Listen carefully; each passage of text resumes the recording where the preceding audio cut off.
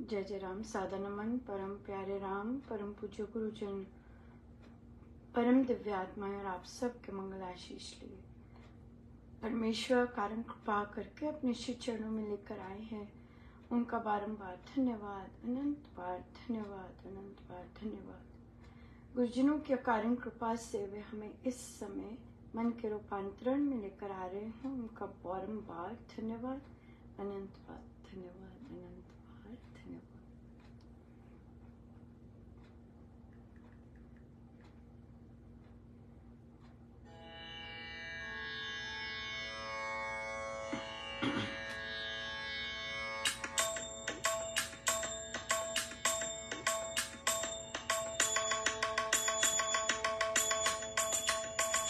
सानू मिल गया नाम प्यारा और सखी मंगना। सानू मिल गया नाम प्यारा और सखी मंगना। सानू मिल गया नाम प्यारा और सखी मंगना। सानू मिल गया नाम प्यारा और सखी मंगना। सानू मिल गया नाम प्यारा और सखी मंगना। सानू मिल गया नाम प्यारा और सखी मंगना। सानू मिल गया नाम प्यारा और सखी मंगना। सानू मिल गया नाम प्यारा और सखी मंगना। सानू मिल गया नाम प्यारा और सखी मंगना। सानू मिल गया नाम प्यारा और सखी मंगना। सानू मिल गया नाम प्यारा और सखी मंगना। सानू मिल गया नाम प्यारा और सखी मंगना। सानू मिल गया नाम प्यारा और सखी मंगना। सानू मिल गया नाम प्यारा और सखी मंगना। सानू मिल गया नाम प्यारा और सखी मंगना। सानू मिल गया नाम प्यारा और सखी मंगना। सानू मिल गया नाम प्यारा और सखी मंगना। सानू मिल गया नाम प्यारा और सखी मंगना। श्री कथा प्रकाश जी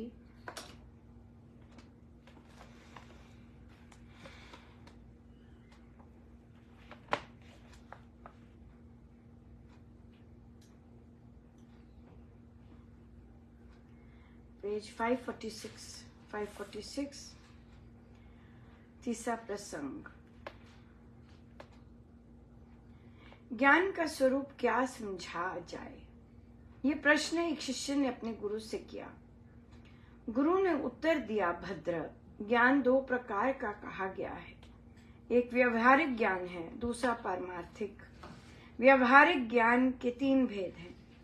एक वस्तुओं के बाह्य स्वरूप का साधारण ज्ञान, दूसरा वस्तुओं के वास्तविक स्वरूप का ज्ञान जिसमें तत्वों के संयोग, विभाग आदि का ज्ञान सम्मिलित है, तीसरा तर्क ज्ञान है।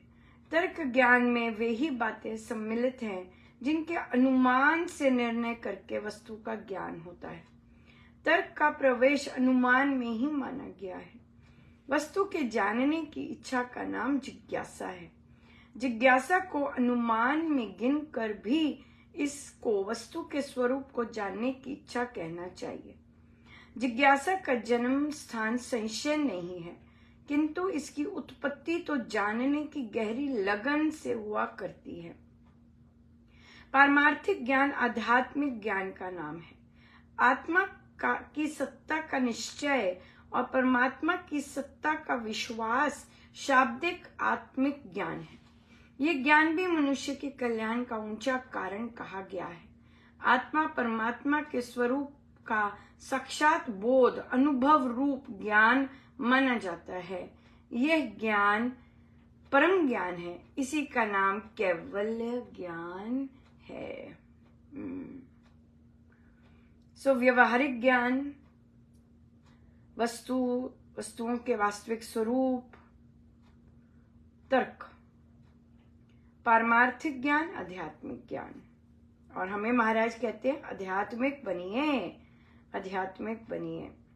आत्मा की सत्ता का निश्चय और परमात्मा की सत्ता का विश्वास, ये दो चीजें।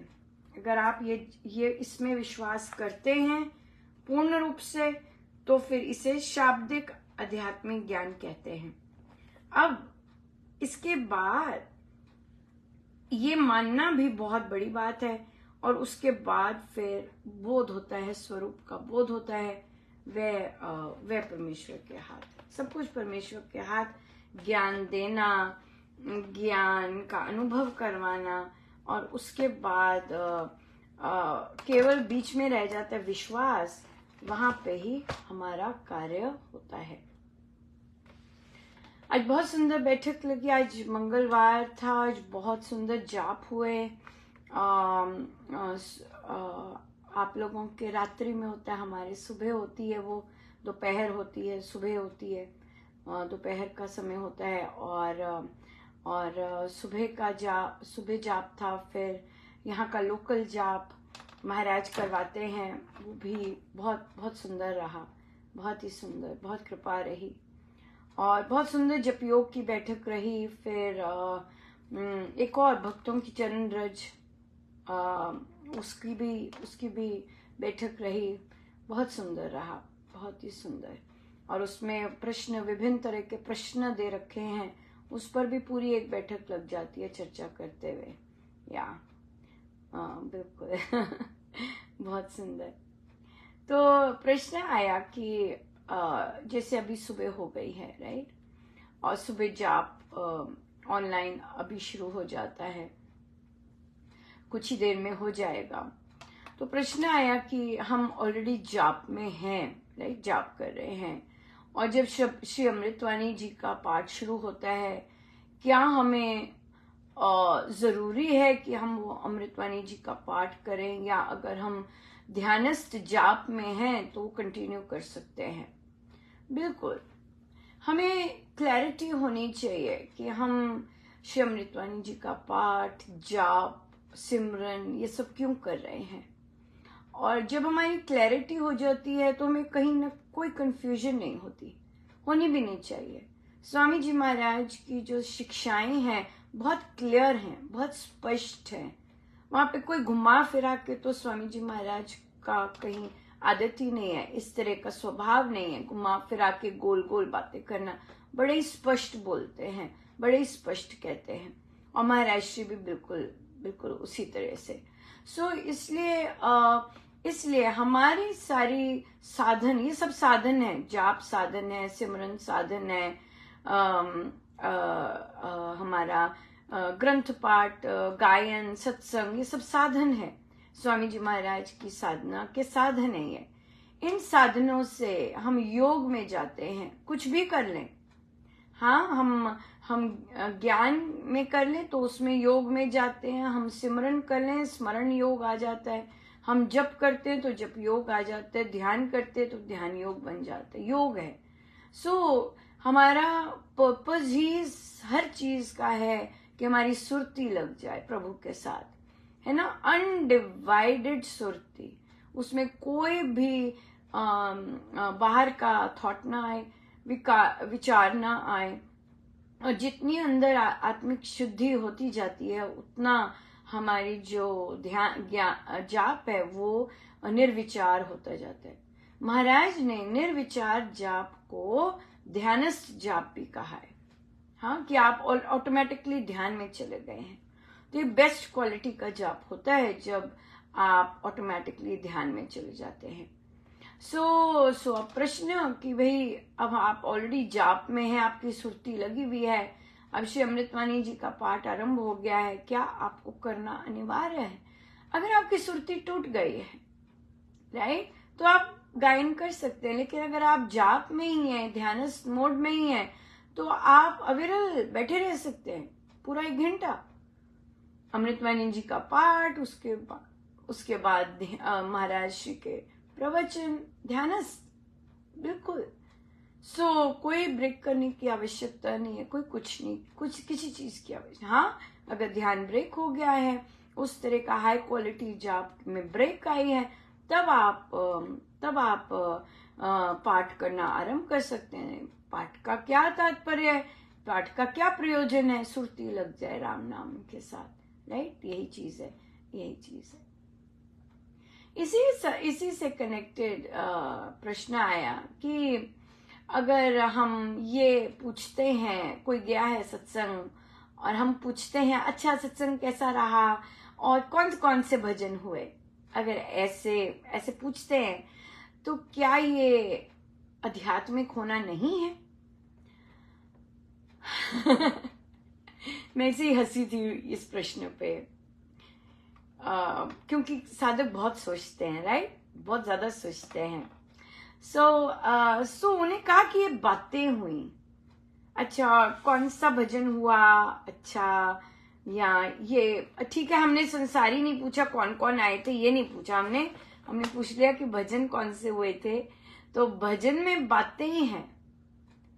अब मुझे नहीं पता कि कौन सा भजन सुन के किसकी सुरती लग जाए, वही टॉपिक है, राइट, कि हमें हमारा श्री राम शरणम जाने का भी पर्पस यही है कि हमने माथा टेका नहीं और हमें सुरती लगी नहीं, है ना। हमें काम ऐसे ही करना है, हमें साधना ऐसी करनी है कि जैसे प्रणाम किया वैसी सुरती लग जाए, वैसे प्रभु से एक हो जाए, वैसे ही उनके श्री चरणों में बैठ जाए, है ना। अगर हम इंतजार करते हैं कि कब भजन आएगा तो मेरी सुरती लगेगी, नहीं, इसका मतलब कि अभी साधना में हमें काम करना है कि हम 40 मिनट 50 मिनट के बाद भजन का इंतजार कर रहे हैं कि ताकि सुरती लग जाए। नहीं, ऐसे नहीं, ऐसे तो कि नमस्कार किया और बस गए, है ना। जरूरी नहीं ऐसा हो, ये डिपेंड करता है आपका मन किस तरह से चल रहा है, आपका जाप किस तरह से चल रहा है, आपने सारे सप्ताह साधना कैसे की है ना। यही चीज चलती है। और जब अच्छी क्वालिटी की साधना हर रोज करते हैं, परमेश्वर की कृपा बरसती है, तो फिर जब हम जाते हैं और फिर प्रणाम किया, नहीं प्रभु पधारे और उनके साथ एक हो जाए। कई बार बाहर की छोटा जब सत्संग होता है, कई बार बाहर की तरंगे बहुत विचित्र होती हैं और वो आपको छू रही होती हैं, आप भी अंदर से डिफरेंट होते हो, तो फिर आपको समय लगता है।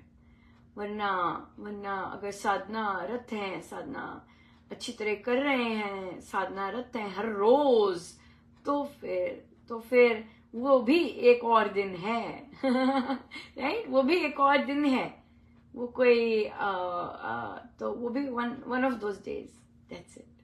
लेकिन या बिल्कुल छूती हैं फिर तरंगे, जो साधक साधनारत होते हैं फिर प्रभु छूते हैं, बहुत बहुत सुंदर स्पर्श देते हैं, बहुत सुंदर चलता है फिर, या बिल्कुल बिल्कुल।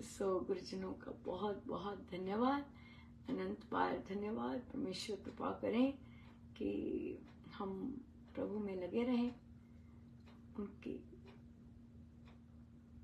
जो हमारे गुरुजनों के आदेश हैं उनका पालन करते रहें। आइए सीधे होके बैठे।